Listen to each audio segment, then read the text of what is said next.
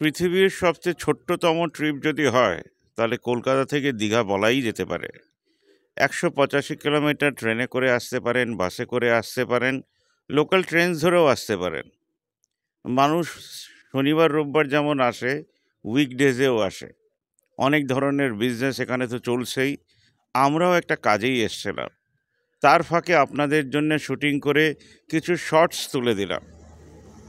দীঘার সমুদ্র এত অসাধারণভাবে সাজানো হয়েছে যে আপনার ইচ্ছে করবে বারবার আসার। এখন আর সেই সমস্যা নেই যে খাবো কোথায়, থাকবো কোথায়। প্রচুর 3 স্টার হোটেল চলে এসছে, মিডিয়াম হোটেলস রয়েছে, লো বাজেটেড হোটেলস রয়েছে, যেটা মানুষ খুঁজতে আসে। আর যেটা সবচেয়ে ভালো, এখন সমুদ্রের ধারটা একটাও দোকান নেই। সবকটা দোকানকে ঠেলে দেওয়া হয়েছে 10 থেকে 20 মিটারের ভেতরে, মানে একটু বাইরের দিকে। একটা বিস্তর প্রান্তর আপনি হাঁটতে পারবেন কিলোমিটারের পর কিলোমিটার। বাঁ দিকে ঝাউবন রেখে আর ডান দিকে বে অফ বেঙ্গল। আশা করি আপনাদের দীঘা ট্রিপ ভীষণ ভালো কাটবে।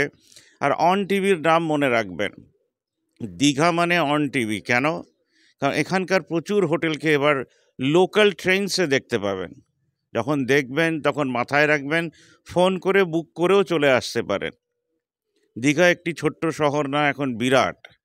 বাংলার দীঘার সঙ্গে রয়েছে ডুয়ার্স, সঙ্গে রয়েছে দার্জিলিং। আমরা এক এক করে আপনাদেরকে সব দেখাবো।